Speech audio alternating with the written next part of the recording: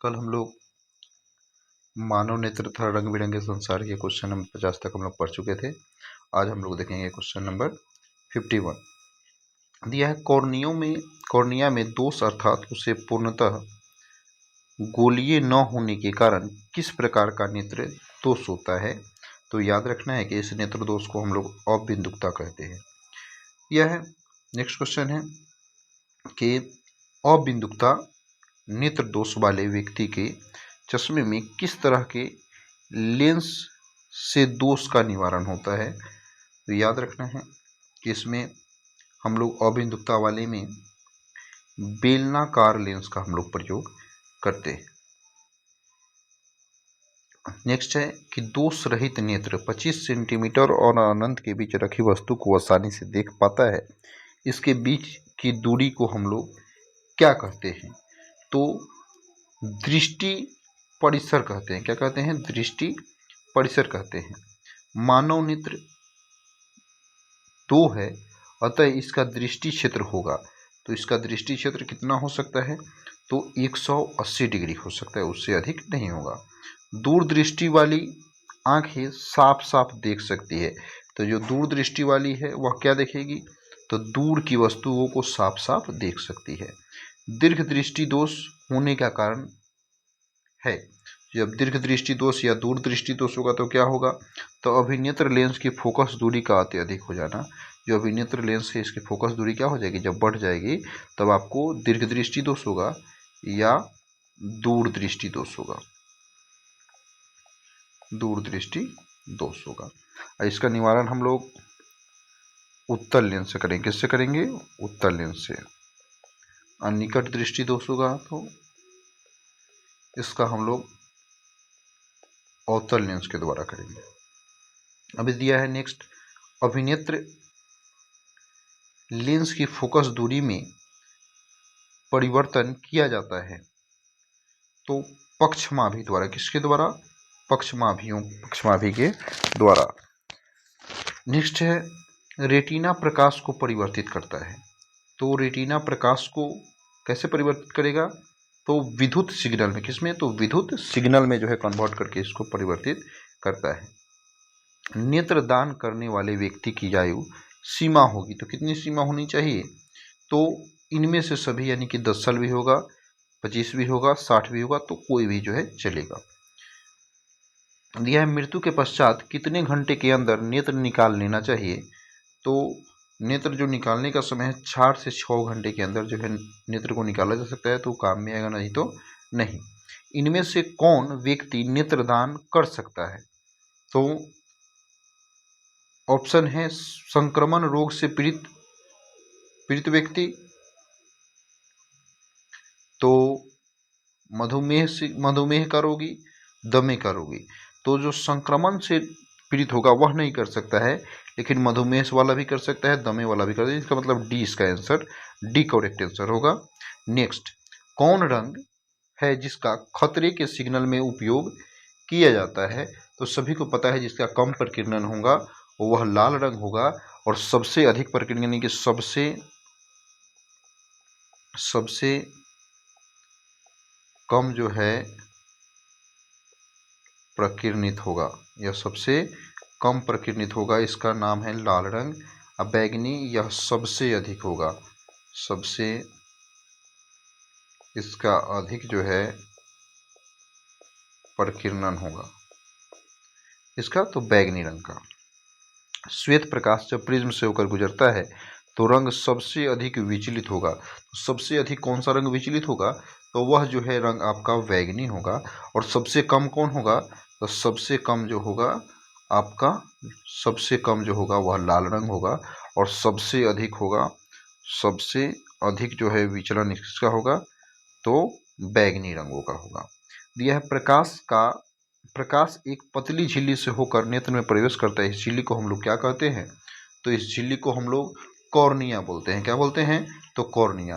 Prism से होकर सूर्य का श्वेत प्रकाश गुजरने पर श्वेत प्रकाश का 7 रंगों में विच्छेदित होना, इसमें लाल रंग के प्रकाश का विचलन क्या होगा? तो लाल रंग के प्रकाश का विचलन सभी रंगों से क्या होगा? कम होगा, सभी रंगों से कम होगा और सभी का अधिक होगा।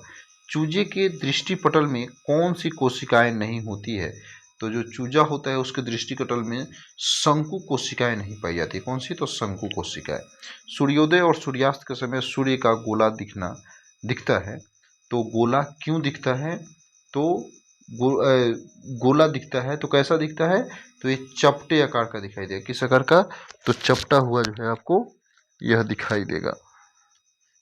नेक्स्ट हम लोग देखेंगे कि कांच का अपवर्तनांक किस वर्ण के लिए अधिकतम होता है? तो जो कांच है उसका अपवर्तनांक तो बैगनी रंग के लिए। किसके लिए? बैगनी रंग के लिए। नेक्स्ट देखेंगे हम लोग लाल गुलाब को हरे प्रकाश में देखा जाए तो वह कैसा प्रतीत होगा? जब लाल गुलाब होगा तो उसको हरे में देखेंगे, यानी कि लाल और हरा जो है यह मिलकर के कैसा बनाता है? तो याद रखना है यह काला रंग बनाता है। तो यह भी कैसा दिखाई देगा? काला दिखाई देगा। प्रकाश का प्राथमिक वर्ण, प्रकाश का जो है प्राथमिक वर्ण कौन है? तो प्रकाश का जो प्राथमिक वर्ण होगा वह होगा लाल, नीला, हरा, यानी कि यह तीनों। तो आंसर हो जाएगा डी। तो याद रखना है कि प्राथमिक वर्ण जो होगा वह लाल होगा, हरा होगा और कैसा होगा? नीला होगा। यह तीनों जो है प्राथमिक रंग है। कैसे हैं? तो यह तीनों आपके प्राथमिक रंग कहे जाते हैं। यानी कि देखिए लाल, हरा, नीला, यह तीनों जो है प्राथमिक रंग हैं। पेशियों के शिथिल होने पर अभिनेत्र लेंस की फोकस दूरी लगभग होती है। जब पेशियां शिथिल होगी तो अभिनेत्र लेंस की फोकस दूरी 2.5 सेंटीमीटर होगा। अति सूक्ष्म कण किस तरह के प्रकाश को प्रकिरणित करते हैं? तो अति सूक्ष्म कण जो है प्रकिरणित करेगा वह नीले प्रकाश को। किस प्रकाश को?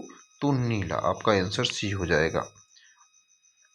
किसी प्रिज्म से होकर गुजरने वाली प्रकाश के लिए आपतन कोण I और अपवर्तन कोण r हो तो निर्गत कोण का मान क्या होगा? तो निर्गत कोण का मान होगा यील्ड I के बराबर होगा। नेक्स्ट क्वेश्चन हम लोग देखेंगे, वास्तविक सूर्यास्त और आभासी सूर्यास्त के बीच लगभग कितने समय का अंतर होता है? तो 2 मिनट का, जो कि एनसीईआरटी में डायरेक्ट दिया गया है। उदय और अस्त होते समय सूर्य दिखाई देता है। तो सूर्य कैसा दिखाई देगा? तो उस समय सूर्य आपको लाल दिखाई देगा। कैसा दिखाई देगा? तो लाल। दिया है एंगस्ट्रम का मान होता है।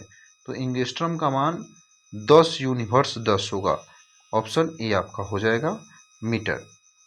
प्रिज्म से प्रकाश की कौन सी परिघटना घटती है? तो प्रिज्म से प्रकाश की कौन सी परिघटना घटेगी? तो वर्ण विक्षेपण। कैसा होगा? तो वर्ण विक्षेपण। नेत्र लेंस की फोकस दूरी अधिक हो जाने से कौन सा दृष्टि दोष हो जाएगा? जब फोकस दूरी अधिक हो जाएगा तो अभी हम लोग पढ़े हैं दूरदृष्टि दोष। क्या हो जाएगा? दूरदृष्टि दोष। किस दृष्टि दोष में किसी वस्तु का प्रतिबिंब रेटिना के आगे बनेगा? तो रेटिना के आगे जब बनेगा तो निकट दृष्टि दोष होगा। क्या होगा? निकट दृष्टि दोष होगा। नेत्र की असमंजन क्षमता कम हो जाने से उत्पन्न होता है। तो क्या उत्पन्न होगा? असमंजन क्षमता जब कम हो जाएगा तो जरा दृष्टि दोष होगा। कौन सा? जरा दृष्टि दोष के लिए हम लोग बाई फोकल लेंस का प्रयोग करते हैं। किसका? By focal lens.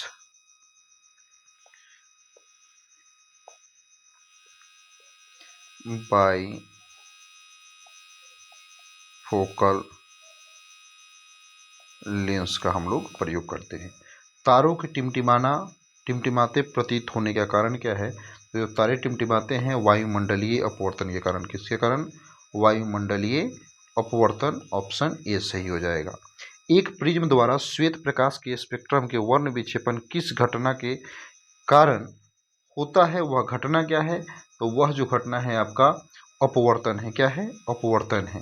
किसी कण पर पड़कर प्रकाश के एक अंश से विभिन्न दिशाओं में छितरने की क्रिया को हम लोग क्या कहते हैं? तो उसे हम लोग कहेंगे प्रकाश का प्रकीर्णन। क्या कहेंगे? प्रकाश का प्रकीर्णन।